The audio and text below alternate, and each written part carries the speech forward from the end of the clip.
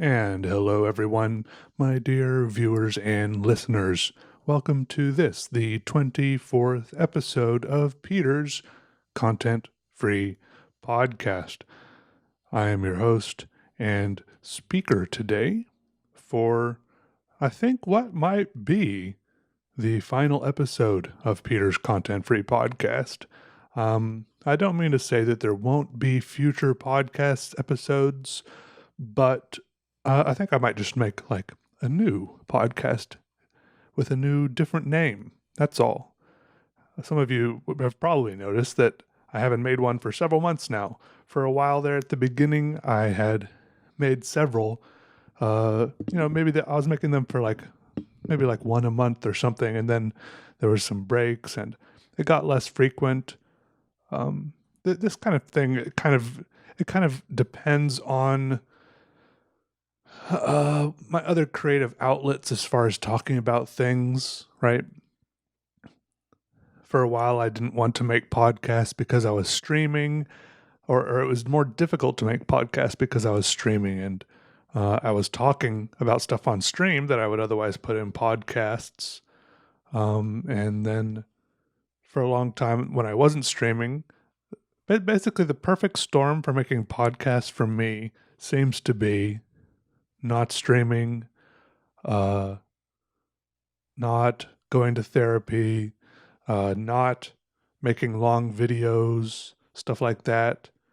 Pretty much having no other outlets, and then it all gets funneled into making a podcast, right? I don't make a podcast because I want to make a podcast, really. It's because I have things bouncing around in my head and I want to say them. And I don't know why I haven't made them recently. I think I just didn't feel like it, or because I haven't been streaming. I guess some of my videos have been a little bit longer, so I've been talking about more things. Like lately, I just have been making videos that are 20 minutes or so. Throughout my YouTube career, a lot of my videos were closer to 5 or 10 minutes. I think a lot of time I was even trying to make videos that were 3 or 5 or 7 minutes long, but lately it seems like my videos have been closer to 20 minutes long. I don't know why I started doing that. Maybe I got it into my head that there was some idea that was better. Maybe I read some little thing about how the algorithm liked that better. I don't know. Trends happen. Who knows why? But yeah, let me touch briefly, of course, on my current coffee habits, as we know. I should say that I have mentioned in previous podcasts that I wanted, once I'm done with the 24th episode, I want there to be 24 hours of podcast to listen to, right?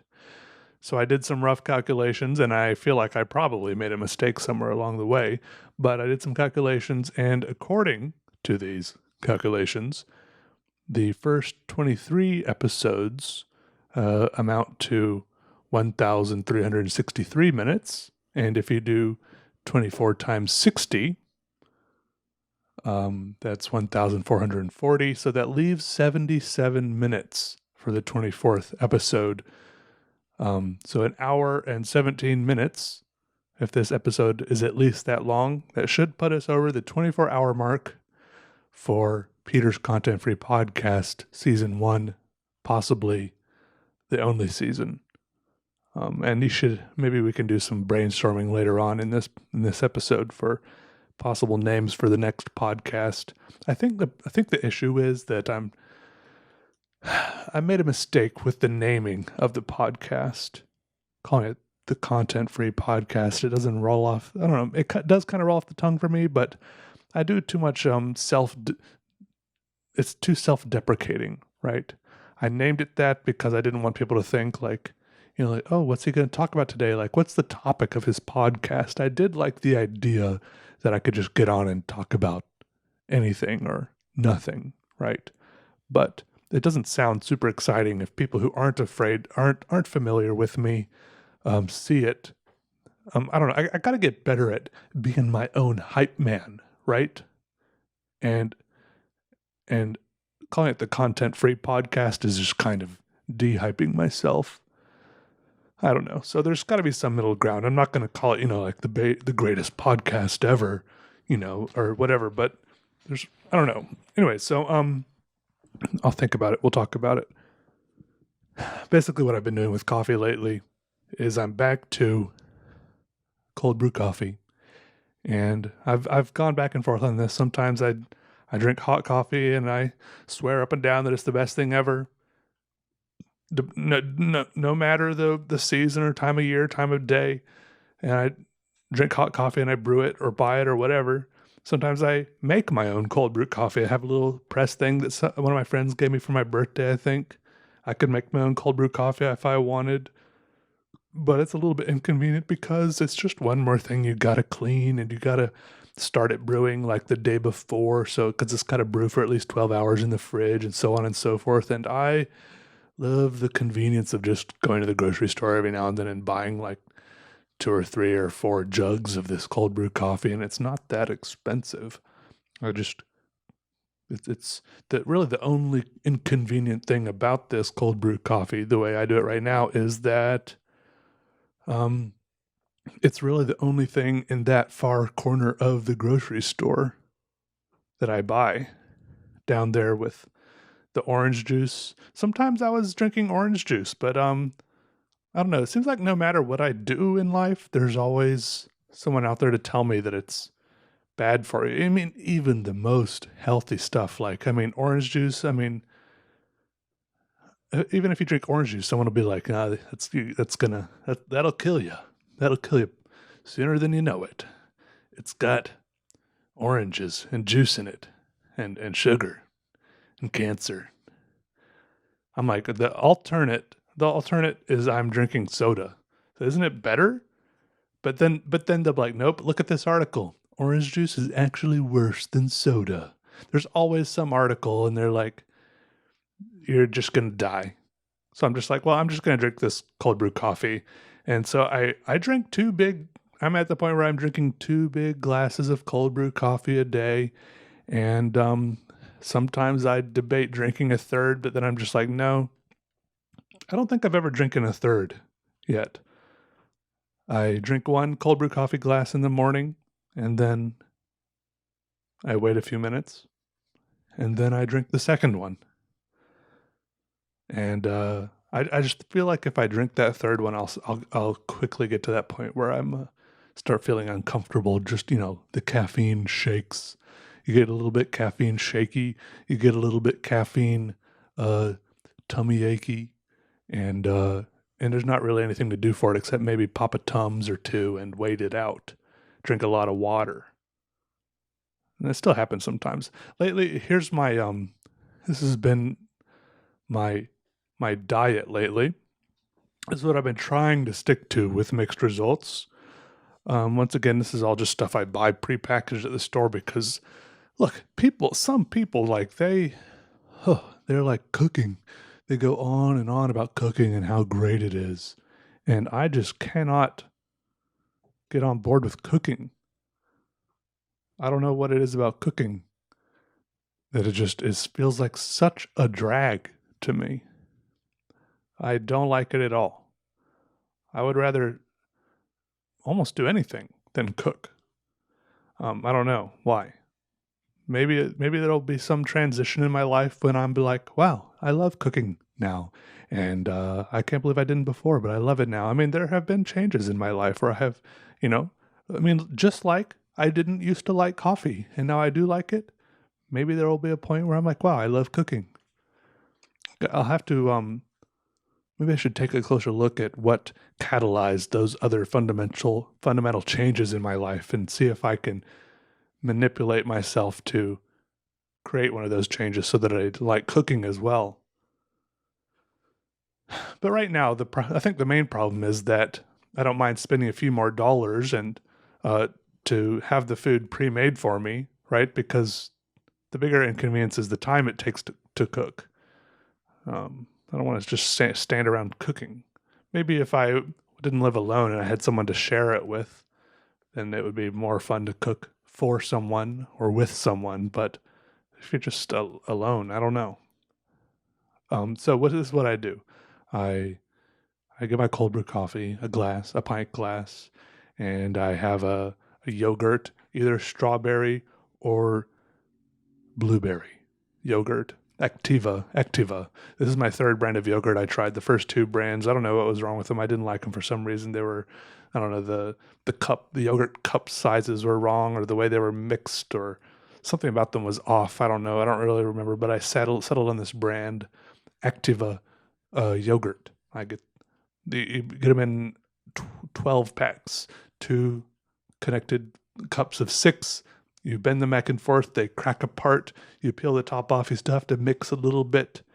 And I eat it with a spoon. It's very satisfying. I eat that. I have my yogurt, and there's something about that combination of the coffee and the yogurt which always kind of gives me a sore throat. And I think it's the yogurt, which is weird because yogurt seems very smooth and soothing.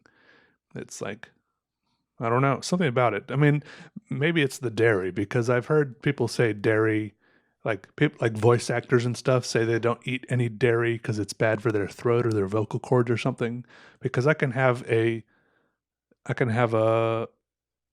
coffee by itself later in the day, and it doesn't bother my throat at all. But just for a few minutes, for like an hour after finishing the coffee and yogurt, I'll have like just a little bit of a sore throat. Like I'll just be like, clear my throat a little bit, or coughing or something.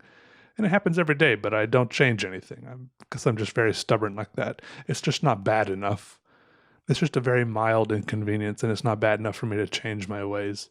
Sometimes, at the same time, I also have a prepackaged salad, or sometimes I save the salad till a little bit later in the day. But sometimes, if I save the salad till too much later in the day, then I have a different dish. For a while, I was having the salad and the yogurt at the same time, and I think it was. I don't remember why I stopped doing that, but I did.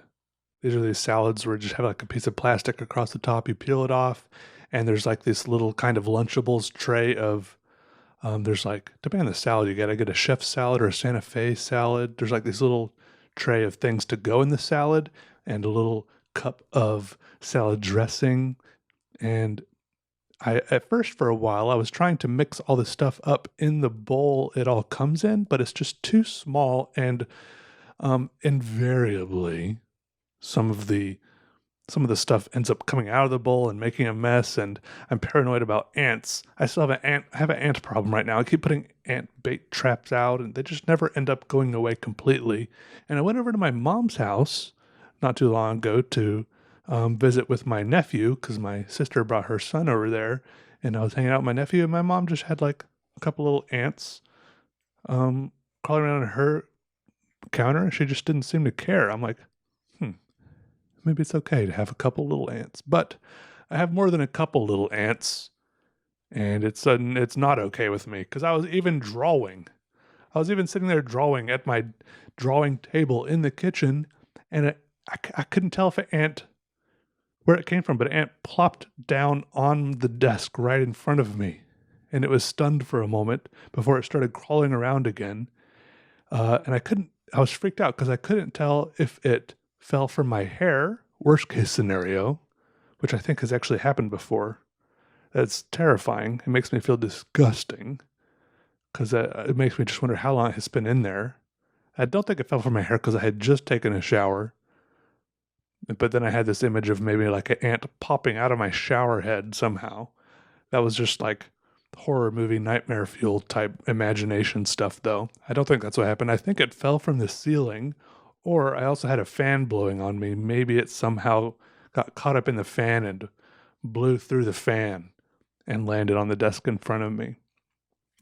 Anyway, so I put another one of those ant bait things out, and basically how they work is like they attract a bunch of ants, and so for like 2 or 3 days there's even more ants. They attract, like, it turns into like a little ant festival, like a little ant smorgasbord, as they all gather up and just start munching on the colorless the fluid in there. If you ever spill any of it out of the little bait trap, that stuff is sticky, super sticky.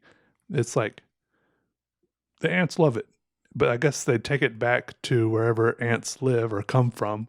Hopefully, they take it back to the super ant hive queen in the middle of the center of the earth where all ants come from, and that thing dies. And we never see any ants again. They take back the poison all the way there. That's the ideal outcome. But I think now that it's getting warmer inside and outside, the summer's coming, spring is here.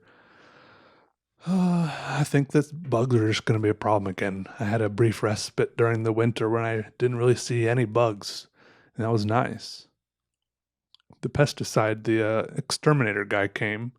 Tell me, I don't understand this. What's the difference between a terminator and an exterminator? Both those words mean the same thing, except that an exterminator is like a former terminator.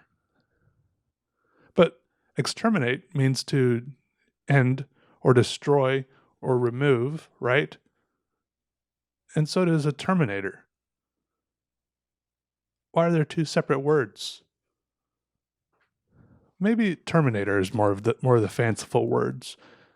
The more fanciful word, like the Arnold Schwarzenegger type thing. But Arnold Schwarzenegger is no longer the Terminator, so he is also an exterminator. Anyways, every time I talk to one of the Terminators that comes, I have a brief chat with them about cockroaches and what cockroaches want and desire and how they think, and because I'm trying to get in the mind of my enemy. And every time they give me a different and often conflicting ideas about cockroaches, because one of them will tell me that cockroach antennas can sense moisture and stuff like that, and that cockroaches, they will go after the food, like any food you have left sitting out and stuff like that. And then the next exterminator that comes around should be like, oh, I think that's all just old wives' tales. It's just urban legends. They just, if you leave any lights on, that's probably why they came out. They just like the warmth in your house and stuff like that. They all just, I'm like, y'all need to have like little exterminator meetings and get your stories straight. Because from now on, I'm just going to Wikipedia it, I think. Stop asking the quote unquote professionals if the professionals can't even get their stories about cockroaches to align. Anyways, what was I talking about? Oh, yeah. So I don't put the salads in the bowls that they come with. I have other slightly larger bowls to mix all the ingredients in. I put the lettuce in there, and I end up throwing away a lot of forks. They give me a plastic fork every time, but I prefer to use my own metal fork that I have. I have my own forks, okay? They don't need to send me forks, but there's a fork in each one, and I throw it away, and I feel bad. It's wasteful, but I guess I'm just a wasteful person. Um, I put the lettuce in there, and I put the little sliced bits of ham, and what else is there? There's some other ingredient. Oh, cheese. There's grated cheese, and then I pour the ranch dressing on top and mix it all up, and I eat that. And I mean, it's not very physically satisfying, but it makes I don't know, I feel my conscience is slightly satisfied. And then I have these other meals that I microwave. They're microwavable meals. I eat pretty bad, pretty pathetically, okay? I don't eat a lot of very good food. But they make me feel slightly better in the sense that they're not frozen, the ones I microwave, okay? They're like in this refrigerated section at the grocery store, and I keep them refrigerated, so I'm telling myself that it's slightly better food because it was never frozen. It's refrigerated food, like this spaghetti and meatballs and mashed potatoes and meatloaf and some sort of like other noodles with chicken and sausages, so on and so forth, etc., etc. And I don't know, it fills my belly most days. Sometimes it doesn't completely fill my belly, but I don't know. I'm not going to, I don't know. It's better than anything I could cook is a problem, or would cook. The only thing I can cook is brownies, and I don't even want to do that. In fact, I think after this, I'm going to go throw away that brownie mix I have on top of the fridge because I'm thinking that ants are probably attracted to it. And then I have this really bad habit of going to McDonald's pretty frequently. It's just down the road. I mean, it's the only reason I get out of the house. And I go to McDonald's, I go to the drive-thru, and I order a large number three, no pickles with a Coke. That's a quarter pounder, a quarter pounder with cheese, no pickles. And I know it's bad for me. Like, I know it's bad for me, but it's also good for me because a lot of the time I'm having a bad day up until that point, and then I'm having a good day after that. I mean, how can you argue with that? Eating that food makes me feel better. Like, I've it's statistically proven. I can be sitting there having a bad day, and I've noticed that eating any other food I have makes me feel the same, or it's just frustrating how unsatisfying any other food is, right? My salads, my yogurts, coffee makes me feel good. Maybe it's just the caffeine in the Coke. I know that food from McDonald's is trash. Like, I know it's bad for me. I feel like I'm killing myself in slow mo eating that food, but at least I feel good. I don't know. I know that sounds grim, but I don't know. I feel like is there a point to living my life being healthy if I'm miserable the whole time? I don't know. Someone explain it to me. What's the point in, like, I feel like a lot of people do a lot of things, and I feel like I'm pressured to do these things because it's like these are portrayed as the good things that you're supposed to do, like eat tons of fruit and vegetables and work out and exercise and all these other things. These things they don't make me feel good that I know of. I mean, I've tried doing them. I eat the salads. I take vitamins. I've been going for lots of walks. But eating McDonald's makes me feel good. So what gives? And I mean, I know the downside. I'm getting fat, right? But what's the downside of getting fat?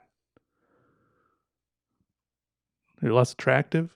Is life only worth living if you're attractive? Is that the message? You could die of heart disease. No one's going to live forever anyways. I don't know. Am I shaving 20 years off my life? Is that what someone's telling me?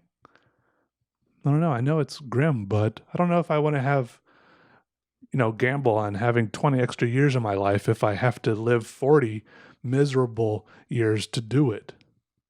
I don't know. That's a weird gamble in itself. Okay, anyways, I don't want to get too deep into this because I feel like I'm saying some weird stuff. Um, anyways, yeah, I have been walking a lot for like a month or two. I went walking twice a day, 3 miles each time, like 6 miles a day. And it's mostly because I was listening to some really interesting stuff, uh, uh, excuse me, on Audible. And then I stopped walking because I don't have anything to listen to now, or I stopped being interested in what I am listening to now, or something like that. Anyways, I'll tell you what I listened to so far that kept me walking. First, and I've mentioned some of this stuff on here already. First, I listened to A History of Western Philosophy by Bertrand Russell, and some people have already mentioned, Bertrand Russell, this, that, yeah. I don't think that book had much of his own philosophy in there, but it was a good place to start. Actually, I take that back. It was a really rough place to start because it was 38 hours long and had a lot of words I didn't understand. But then I listened to A Little History of Philosophy by Nigel Warburton. It was only like 8 hours long, a little bit better. But from there, that's kind of how I wanted to start. And then I thought, hey, let me just like scroll through Audible and see what else I want to listen to. Because then I had the whole world in front of me. I think I was like a little bit, I felt a little bit deprived because I was raised in a very Christian household, and I was just, uh, I don't know, I was raised to think, just like the only thing that is correct and true is, Christianity. And it was a very dogmatic household. And I wasn't really encouraged to like consider any other ways of thinking or philosophies or anything. And I don't know, it's just kind of exciting to think that, hey, I'm allowed to consider other things. Like that's awesome. So then I started by listening to these great courses lectures. One called "No Excuses," existentialism. I'm looking at the app now. Sorry, existentialism and the meaning of life. That was 12 hours. And then from that one, that was obviously about existentialism. From that one, I listened to another 12-hour one called Will to Power, The Philosophy of Friedrich Nietzsche. Obviously, I mean, Nietzsche is just one of those names that you hear around associated with philosophy and existentialism a lot. And then from there, I listened to another 12-hour lectures on, Buddhism. Something about talking into a microphone that pushes up all of the air out of your stomach. Both makes me sound like I'm going to burp and makes me burp. Yeah, so I went from all of philosophy to existentialism to Nietzsche to Buddhism, and it was very interesting. And then it kind of fizzled out. I started some other little books, but it didn't catch on because I started like pressuring myself to get through too much stuff. I got like too excited about it. Started listening to books at like 1.5 speed or 1.2 times speed, right? I just need to slow down and think like it's not a rush, it's not a race. I don't need to rush through it. I just need to get something interesting in my head to go through, something to think about, and just I don't know, something interesting because I pretty much only listen to these audiobooks when I'm walking. So I was really happy that it got me out there walking and got me sunshine, fresh air, and exercise. Some amount of exercise, anyways. I don't know how much exercise you really get. I mean, I probably burned at least a calorie every day. I didn't suddenly get skinny, but it made me feel slightly better about eating at McDonald's if I walked 6 miles every day as well. Although I'm not sure, I probably didn't cancel it out. I probably still high risk of getting kidney stones and stuff like that. I need to figure it all out. Obviously, I'm not content with eating at McDonald's, but I still do it sometimes, too often. I feel bad about it, but I keep doing it. I don't feel bad when I do it. I feel bad later when I think about it. When I do it, I think this will make me feel better, and then it does. Basically, the coolest thing I got, not the coolest thing, but something cool I realized from listening to these philosophy books. Um, basically, for so long, I hesitated to even like talk about philosophical things because I feel like it can get kind of awkward quickly. I have so much respect for philosophers just for being able to say what they think, because that's like the opposite of me. Everything I say, I tend to couch in a lot of little statements that says, but maybe this, and I, I say everything very uncertainly. Is that a word? Right? I'm always, I have a tendency to say things in ways that make so much room for being wrong, right? But these philosophers kind of do the opposite thing, and they say, hey, in the sense that they say, like, hey, this is what I think, like, the truth is. Like, this is how life works. This is like the nature of reality, right? And sometimes they were completely, their ideas were completely different than like everyone else in the world at the time. But also, I think they were smart enough and flexible enough to be able to change their minds if presented with ideas that were worthy of changing their minds, right? They weren't too dogmatic. All right. So at this moment, I will tell you some of my philosophical ideas so far at this moment. This is what I think. I don't think this is too squishy of a way to state this, but it's just, I think this is obviously the way it should be. But I'll state this with the knowledge that if I am presented with new ideas that seem better or could change my way of thinking, then I may well change my way of thinking. I think that's one reason why I'm like afraid of when people say like, "Hey, what's your favorite this? What's your favorite that?" I'm like, why you gotta like? I don't want to tell you my favorite. I don't want to be like nailed down to having a favorite, to being. I don't want to be this thing in your mind. Like I don't want to be, like, what's your favorite movie? Oh, Titanic. Oh, that's Peter. He likes Titanic. But and then they might think of some other good movie. I'm like, well, I like that one too. Like, for some reason, anyways, I don't know where I was going with that thought. But all right, here's some thoughts I've had that are completely different than the way I was raised, with kind of a more normal Christian upbringing. Okay. And this is somewhat due to the things I've been listening to, and somewhat just because because of the things I was listening to, I realized that I'm allowed to think other thoughts, right?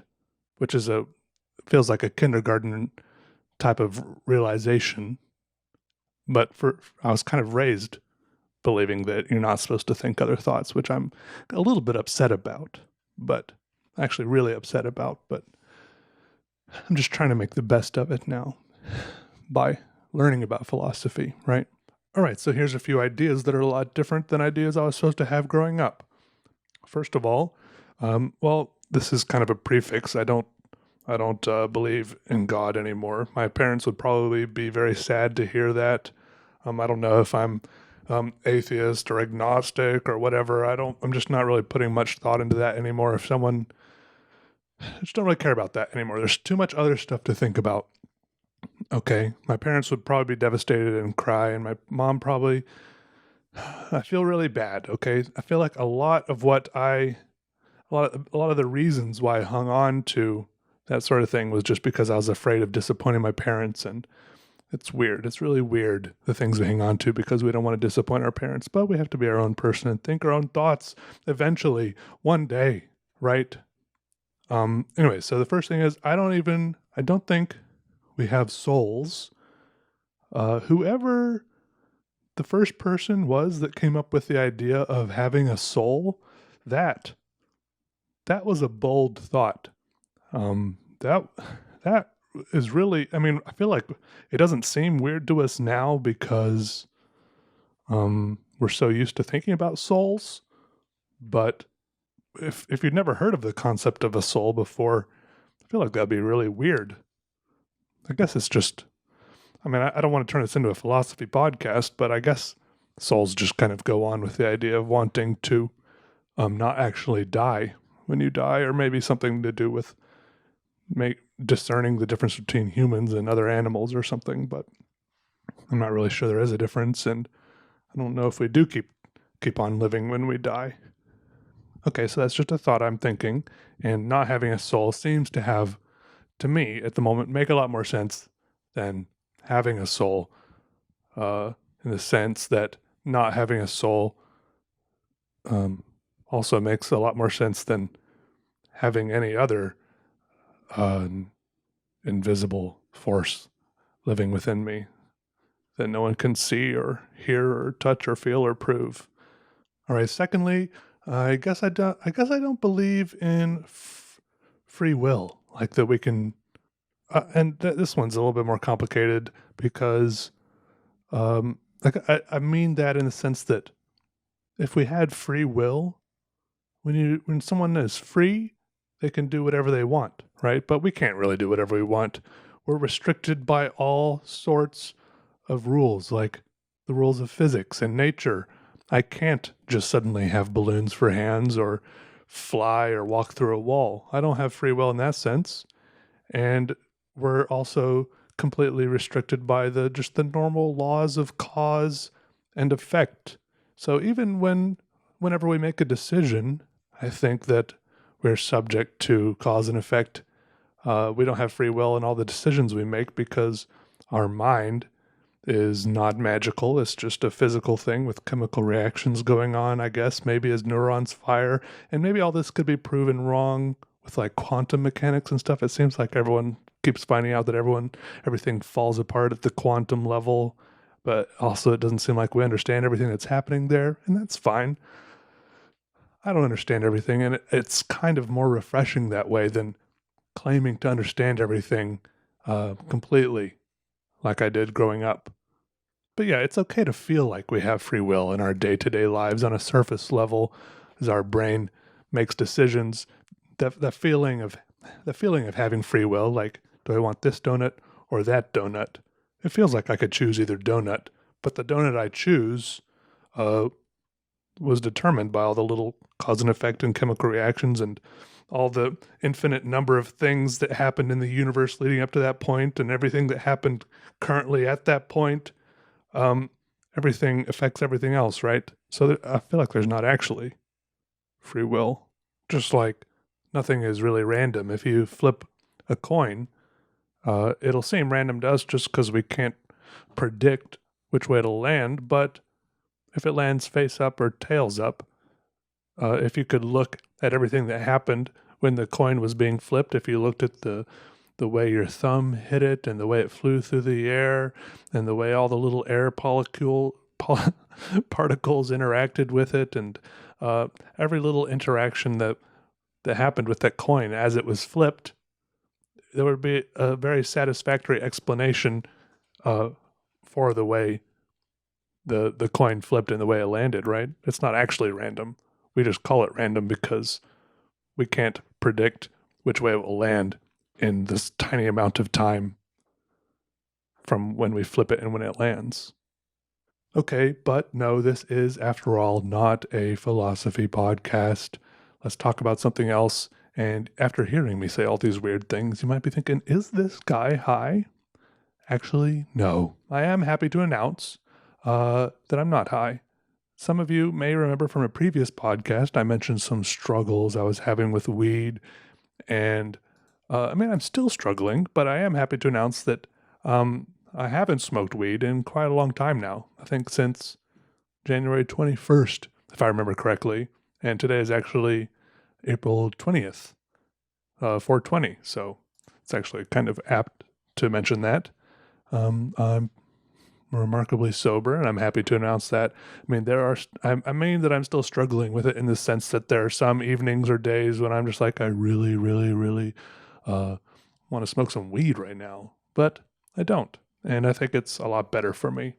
It's much better that I just have it's a very passing moment, and that slight minute of agony is much better than going down that rabbit hole again. If I could figure out a way to just, I don't want to, for some reason, I'm still uncomfortable talking about weed, but I don't know. It seems like kind of an adult topic, but basically I just want to say if there was a way that I could just use weed, because it really does help me unwind a little bit, but if I could just use it to unwind on some evenings every now and then, like once or twice a week, that would be great. But I am bad at self-control, as I've already mentioned with the whole McDonald's thing, which is another thing I should treat like the weed. If I just need to not go at all. I just need to cold turkey the McDonald's like I did the weed. If there was a way to just do it every now and then, that would be good. But if I have it in the house, I find ways to justify just smoking it all the time, and I just become incredibly unproductive, and that makes me very unhappy. I mean, ideally, there would be a way for me to learn how to be happy without being productive, but there's something about my mind, my personality that makes me want to gauge my worth as a human by how productive I am, or if I'm not getting things done, I don't feel happy. I don't know. There's some more things to discuss with my therapist. Um, I haven't seen my therapist in a long time. I haven't gone to therapy since before COVID. I did one telehealth session with my therapist, via like a video call, but I didn't really like it. I felt very disconnected. I think maybe obviously there the solution would be just to power through and get used to it. I think that was the main issue. I wasn't used to it,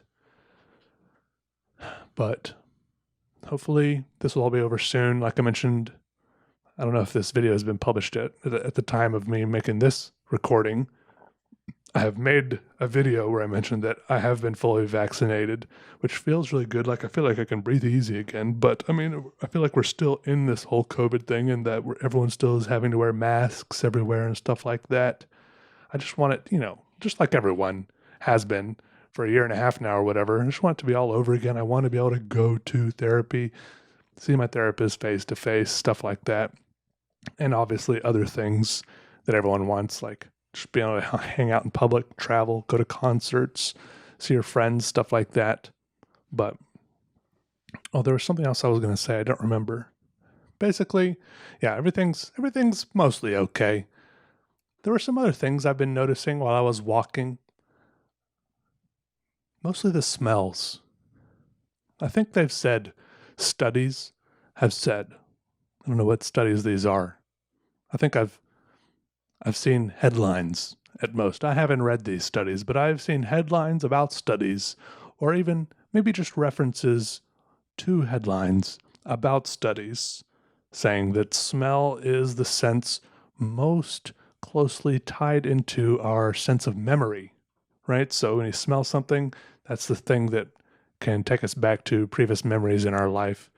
And I'm often surprised as I'm walking around my neighborhood, and I just walk in I kind of walk in a figure eight shape. But I'm surprised by the chunks. I feel like I walk through chunks of smell because I feel like I get hit by strong smells and then they stop abruptly, and then I get hit by another strong smell. And maybe that's just the way the nose works, or maybe I just don't notice the smell until it's reached a certain threshold or something. But sometimes I'm just walking along and I smell a smell that reminds me of like my friend's house that I used to go over to. There's a certain smell that smells like a house where someone has smoked cigarettes in it. And I think that's what the smell is. And it's weird because it doesn't really smell like cigarettes. It's just, to me, it just smells like my friend's house always smelled like this. And I assumed it's because his parents smoked in the basement. But every now and then I get a waft of it, a solid whiff as I walk along, and I never exactly know which house it is because I'm, kind of equidistant from at least 4 houses at a time usually as I walk down the middle of the road, and I get a waft from a house, and I'm just like, so whatever they're doing in one of these houses was the exact same thing that my friend's parents were doing to that house that made it smell that way. But it just takes me back like 15, 20 years, right, to my childhood. My friend's house, I would go over there. I remember we played Star Wars. It was the not TIE Fighter game. It was the pod racing game on the computer. I think they had the same pod racing game on the PS2, but we played it on the computer. That was so fun. And then we watched his dad play. I think it was like Freelancer, some space fighting game that on the computer that was too complicated for us to figure out, but we would watch him play it. It was awesome. There were like these huge ships being shot by lasers and stuff. That's all I remember. And then sometimes I get hit by these other smells. Like there's this one house that always it has these pine trees, and it's just like I'm walking through this pine wonderland. It's pungent and powerful.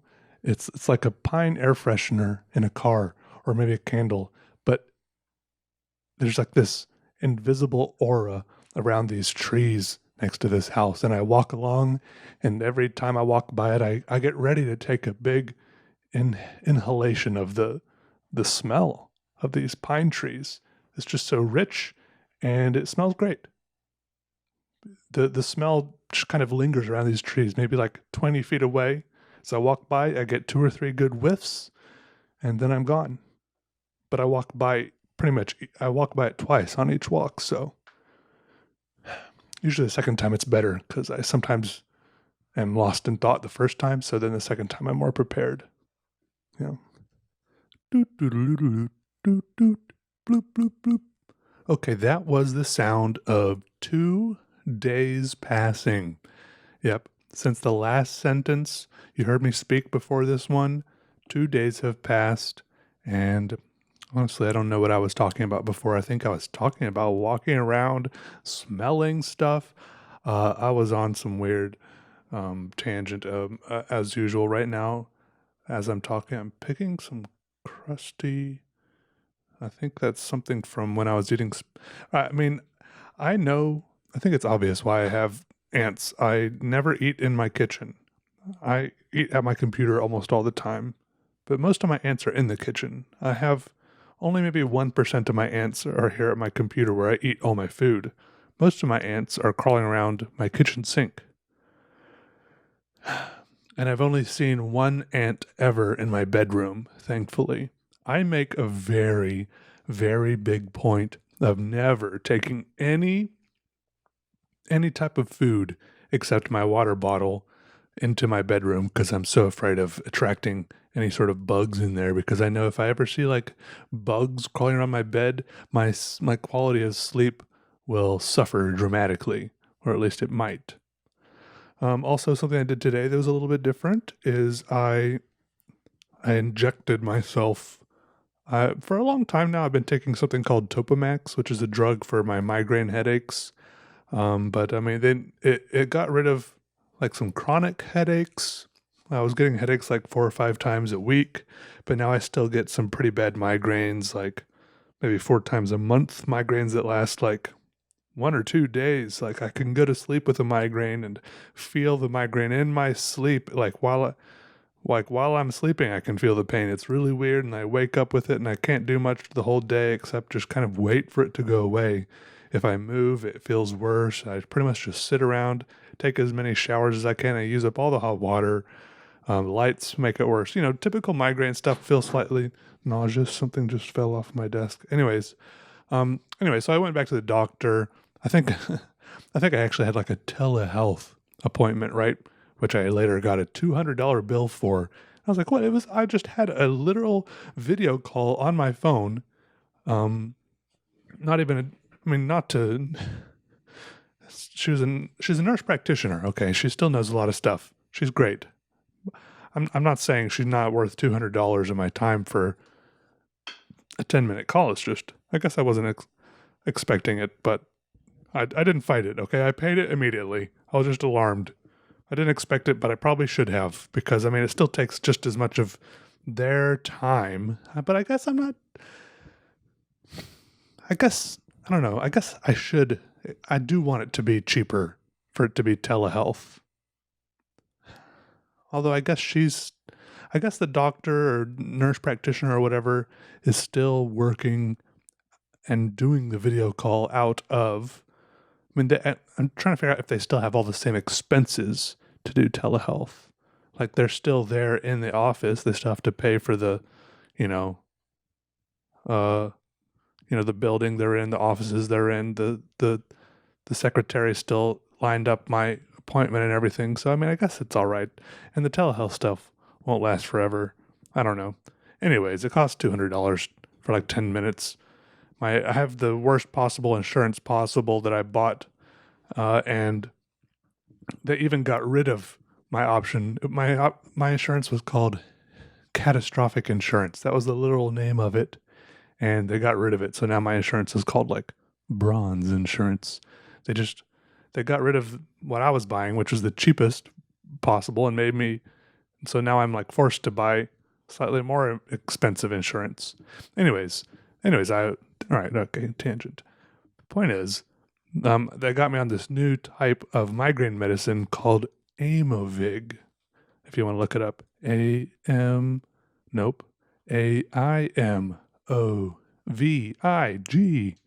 Aimovig, and basically it's. I mean, I don't know much about medicine and drugs and stuff like that, but it's like an auto injector needle, kind of like an EpiPen. I don't really know how EpiPens work now that I think about it, but basically how it works is every 30 days or every month, I have to inject myself with this drug. And I was a little bit wary because I'm not too good with needles.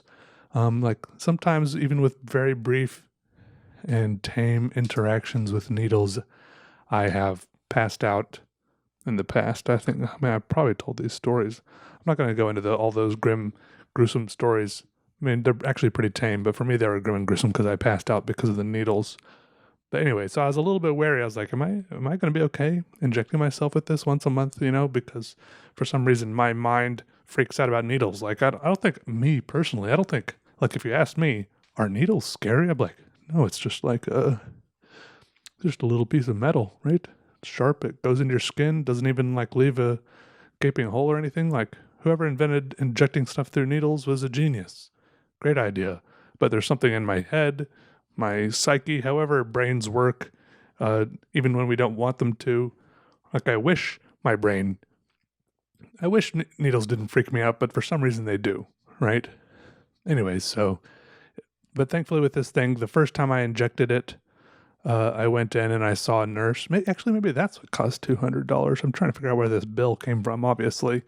I went in and some nurse took me to a little examination room and I pulled up my shirt and pinched part of my belly and went through the little instructions on the thing. It's like a drug in a needle, and you have to keep it refrigerated, and then you pull it out. You wait 30 minutes for it to come to room temperature, and then you inject it into some like subcutaneous fat.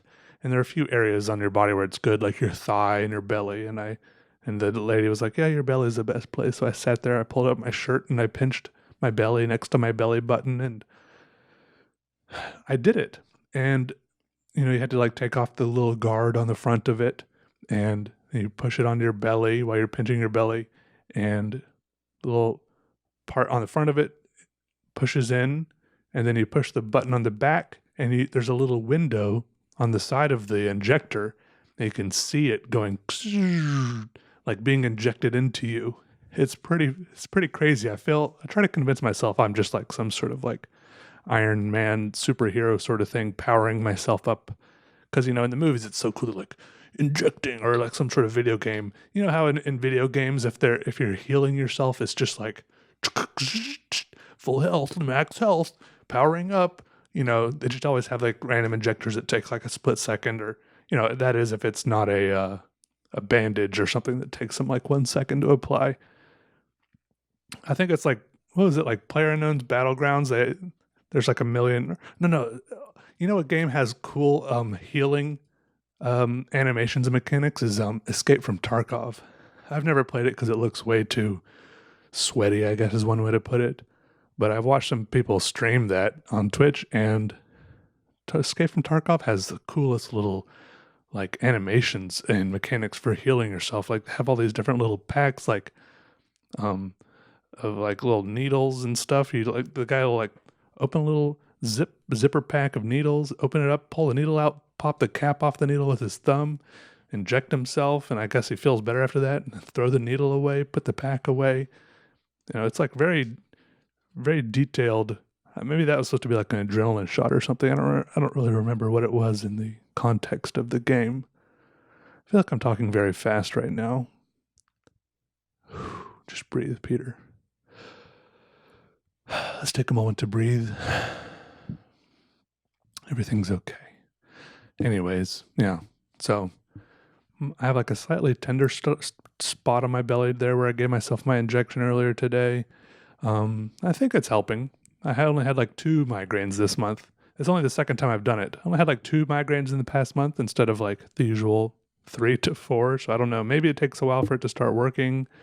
And then but the lady wanted me to go see like a neurologist, like some sort of specialist. I'm like, at first I put it off, but then they called again just today actually saying like, "Hey, did you go see the neurologist?" I'm like, actually I didn't return their calls because I have bad insurance and I don't think it covers specialists.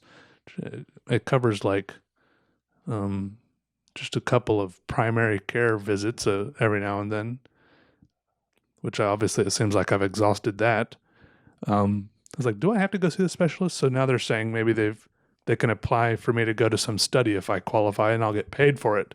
I don't really need to get paid for it. I just don't want to, you know, sometimes you go to these things and they don't tell you how much it costs and like a month later you get a bill that's like $1,000 or something.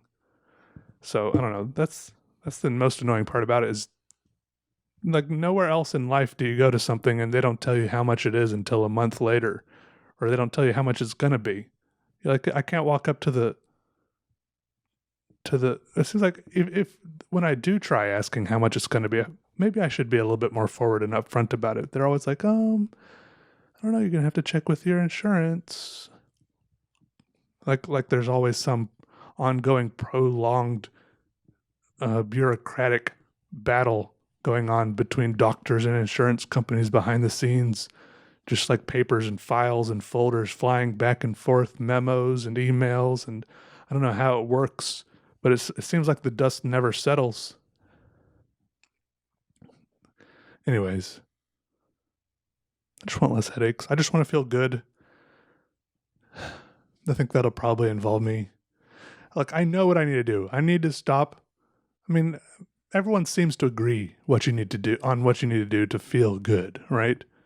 Of course, I need to stop eating McDonald's, eat fruits and vegetables. That's what they say. It's not satisfying to eat fruits and vegetables. It's okay. I just need to, I'm 30 years old and I just need to grow up and do it, I guess. I have so much discipline I can have discipline for like one day when it comes to that stuff. But then the next day, my discipline goes away really fast. I'll tell myself, wait, why am I having this discipline? I'll be like feeling bad or something, And I guess I use food as a coping mechanism to feel better.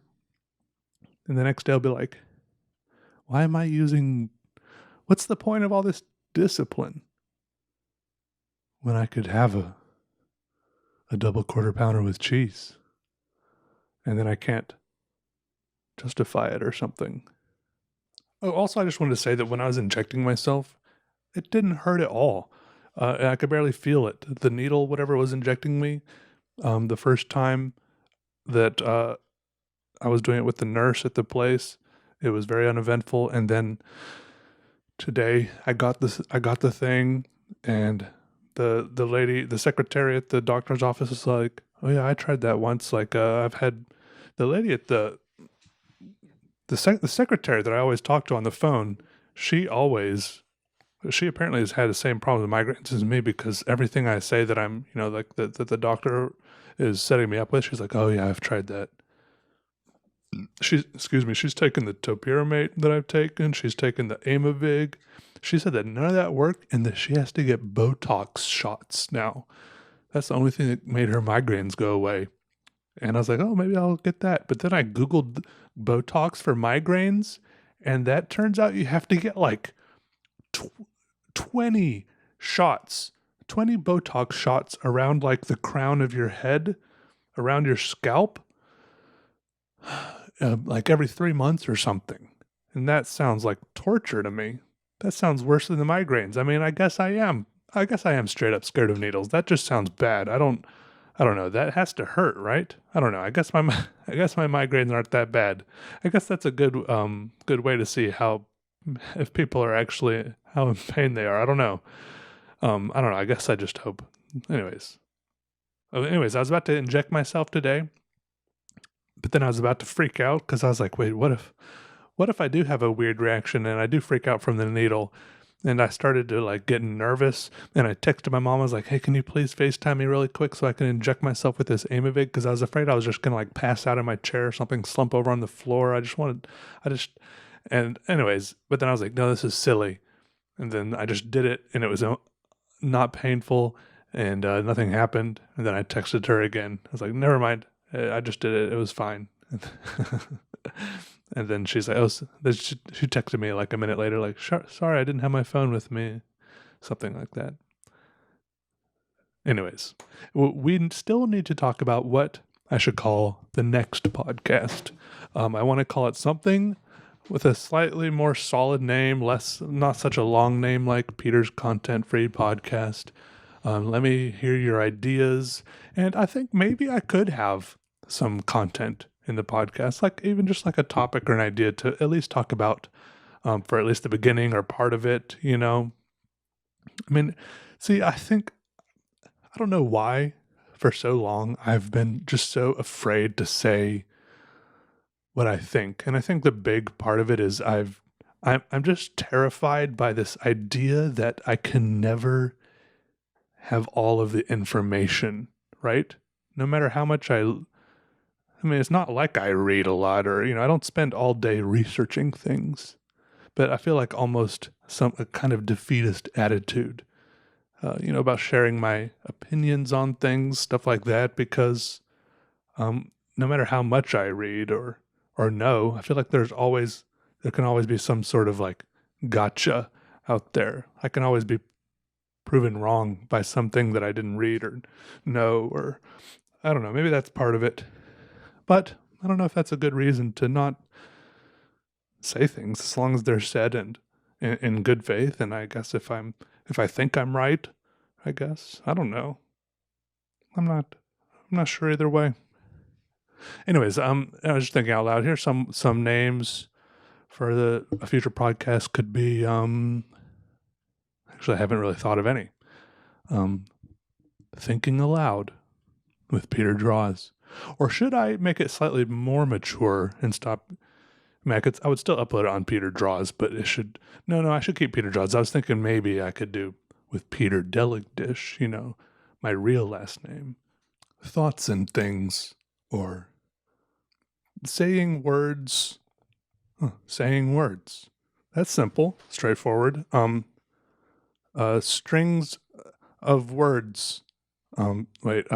Subject, verb, object, punctuation, etc.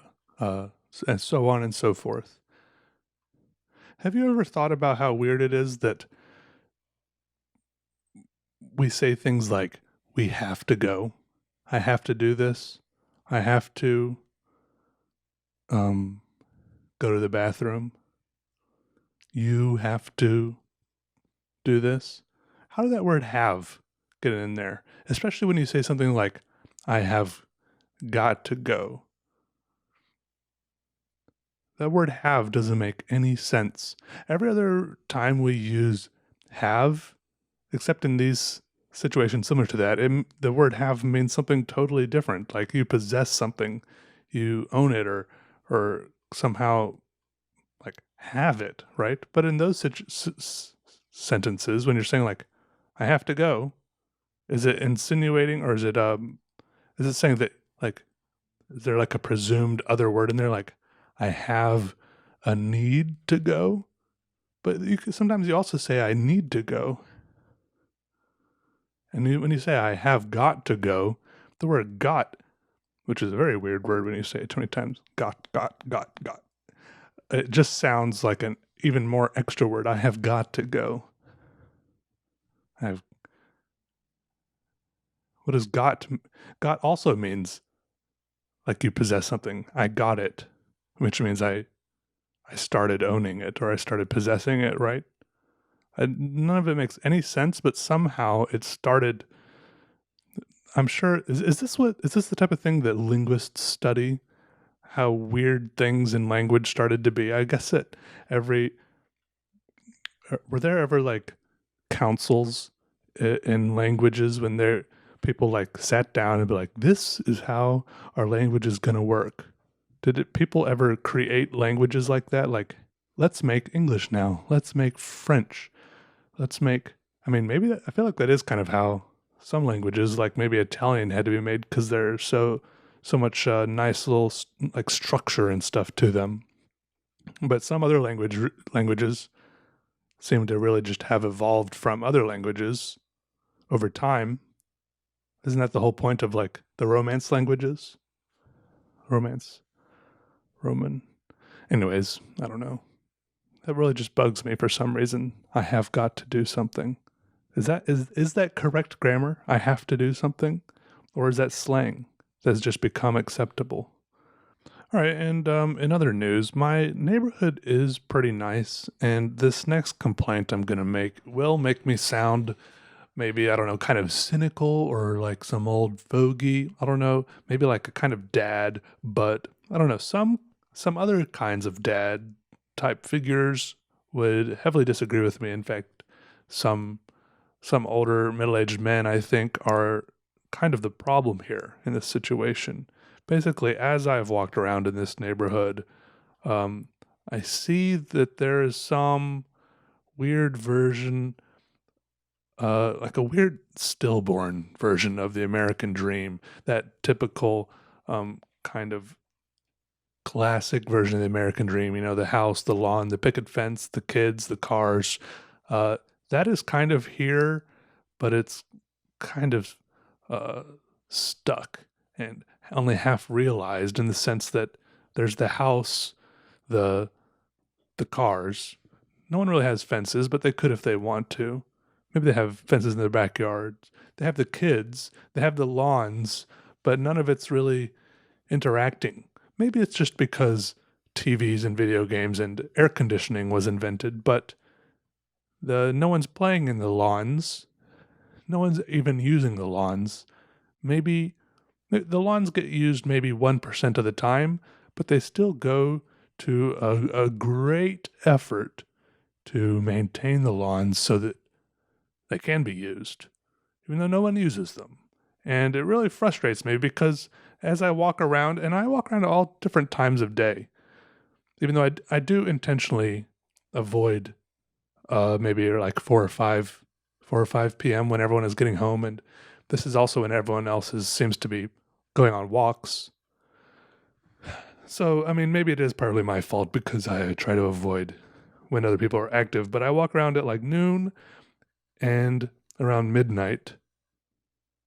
Okay, so maybe it is my fault that I don't see much activity. What I see at noon, however, the only signs of life I see during the week is an extensive amount of lawn care companies being hired and landscaping companies. It's just like so much money is being poured into maintaining these lawns. And there's so many weekends when I get, woken up by the sound of leaf blowers. And I know this is like, okay, Peter, you live in such a nice neighborhood. You get woken up by people with leaf blowers. I know, but it's just like, so many of these weekends could be nice, quiet, relaxing days, but there's just endless, just like this whine. Leaf blowers are maybe the worst sound. This endless whiny drone of people being upset with there being leaves on the ground, like leaves on the ground, and grass clippings, pieces of grass on the ground. It's like they don't want the grass, they don't want the leaves on their grass, and they cut their grass, and then they don't want the grass clippings on their driveway because I don't know, their driveway is some kind of sacred ground where there can't be grass clippings. God forbid there's little pieces of grass on their driveway. What would happen if their car drove over one of those or they had to step on a piece of grass? But anyways, then everyone, I don't know how much money, time, and effort goes into keeping these well manicured lawns, right? Even I have gone to great effort to keep cutting my lawn, and I bought a it's like part of my lease agreement. I'm not leasing, I'm renting. It's part of my rental agreement that I had to mow the lawn, so I bought a push lawnmower from like Home Depot for like $200, and then it broke after I mowed like 5 times. I was backing up, and the it's called a trail guard. I found out. I think that's what it's called. The little flap on the back of the lawnmower that keeps stuff from flying out the back of the lawnmower and hitting you in the ankles, etc. That part slowly became loosened, and then I was pulling the lawnmower backwards, and it got chopped up by the blades. So it's not completely broken. It's just kind of broken. I need to figure out how to replace that. But anyways, now I'm paying my landlord like $50 a month to mow my yard. Their yard, I guess. But I never go in the yard. I don't care if the grass is long or short. They just want it to look good. They want it to be well maintained. I don't know why. If I look, here's what I would do if I owned a house and if there was no homeowners association. This is what I would do, and it would probably upset the neighbors. Okay, and one of my neighbors, for example, he does use his yard, but he only uses a tiny section of it. He has a small dog, and he stands out in a section of his yard, and he talks on business phone calls and practices his golf swing. He only needs like 1 square meter of trim grass. Okay, at least he uses some of it, but he only needs 1 square meter of trim grass, and his dog can poop right there and he'll pick it up or something, right? What I would do is I would make a little barrier around my house of like gravel maybe or something. This is so that I could walk around my house, do maintenance on it, like shutter, like maybe repaint stuff to reach the gutters, the shutters, so on and so forth. And the gravel would help with erosion and drainage and stuff like that, so on and so forth. And then the rest of it, all the grass, all the bushes, everything else, I would just let it go wild, right? At first it would turn into like really tall weeds, and then like small trees would start growing, and it would get out of control fast. And I bet all sorts of new wildlife would start living there, like insects and birds and squirrels and possums and stuff. It would be like a wildlife refuge. It'd be awesome. It might even look cool, or it might just look like regular wildlife. I feel like lawn grass is probably the most widely grown and pointless crop in the world. There's so much of it, and there's no reason for it. The only reason for it is maybe to help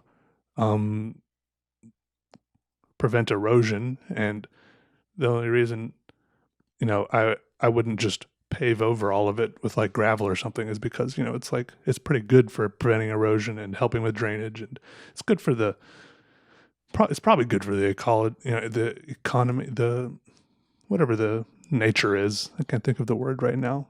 There's someone there. I do have one person down the road who I have huge respect for. They have no grass at all.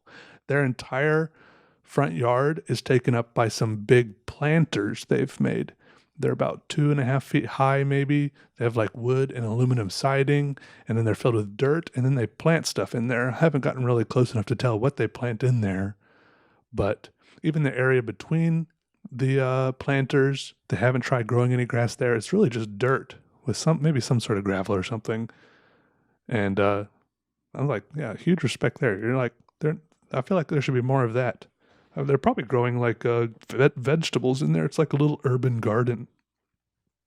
What's the point of growing grass? I can totally see the appeal if you have kids that want to go out and play in the grass. But most kids I know are more than happy to play in long grass. It's like, but regardless, most of these people, I never see kids out there playing in their yards ever. I've seen like 2 kids playing in a yard my whole time here. But like I said, granted, I usually don't go outside at the time when other people are outside, mostly because that's when other people are outside and it distracts me from the audiobooks I'm listening to. Just the fact that I have to make a conscious acknowledgement that there's another person there, and I might have to like walk around them, or maybe they might say something to me.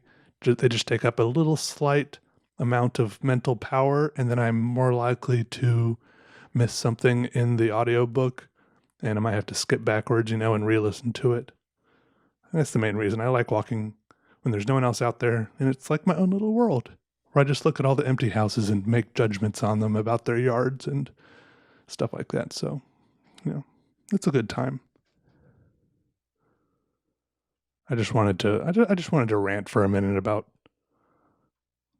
but but but leaf blowers. I That's really the most pointless thing. I really Why blow leaves around? Who cares? Why blow grass clippings around? That's so annoying to me. Also, I never wash my car. Okay? Same principle.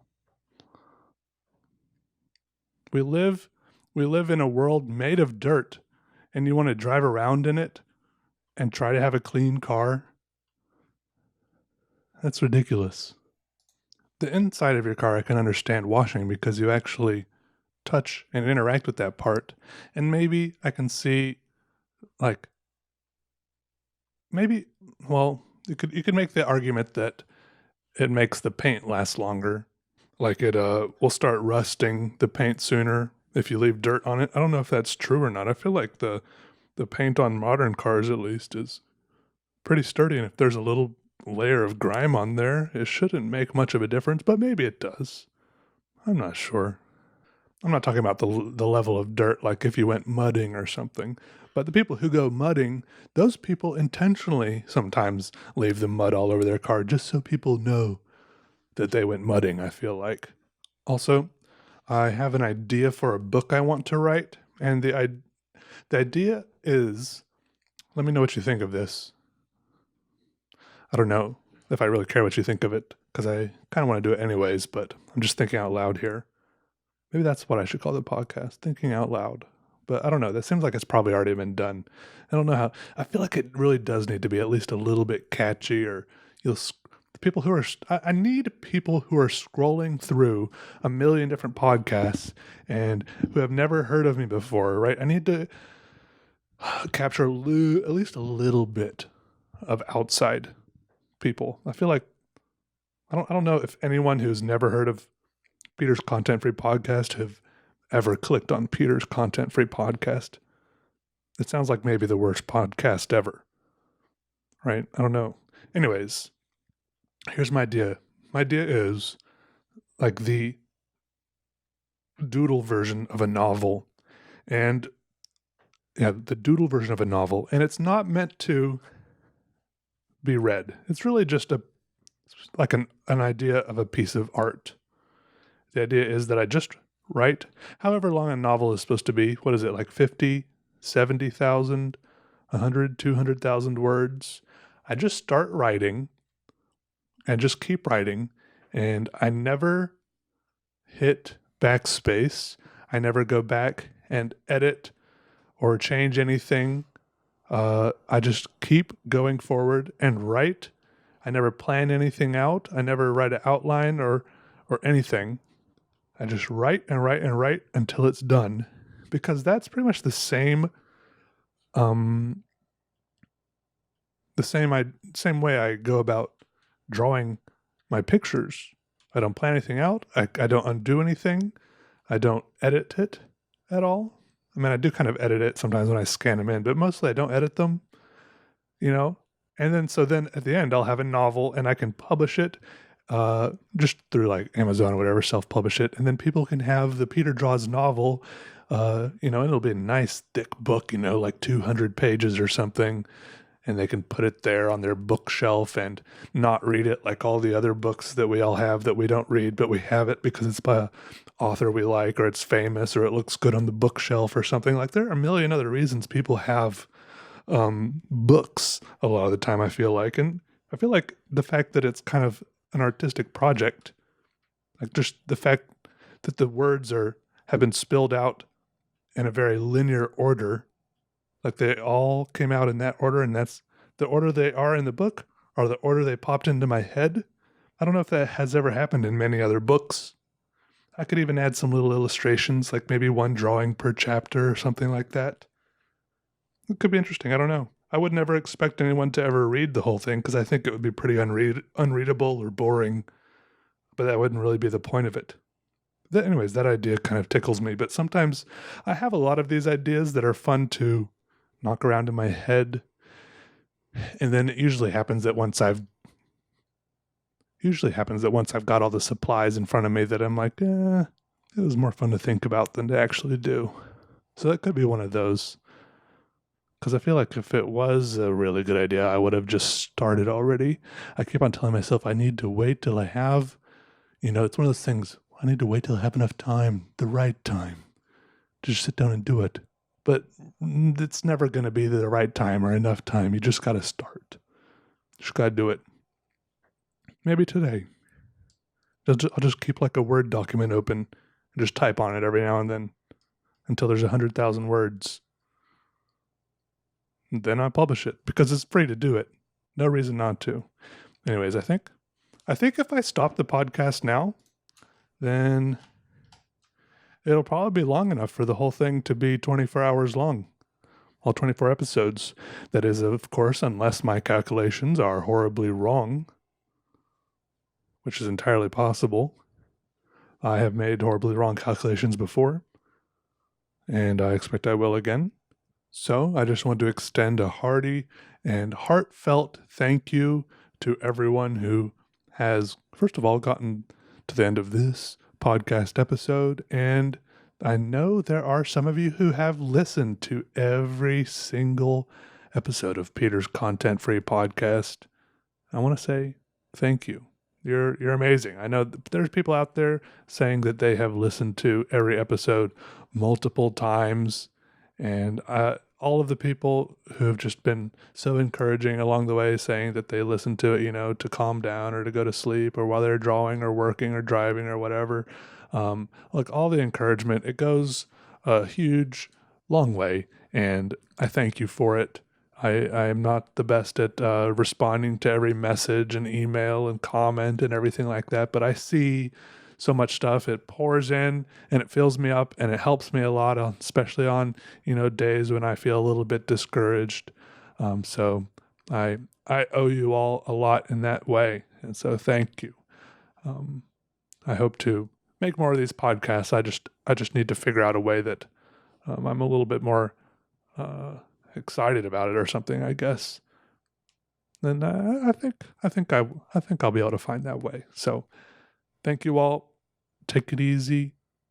And goodbye for now. All right. Peter Draws signing out. Goodbye.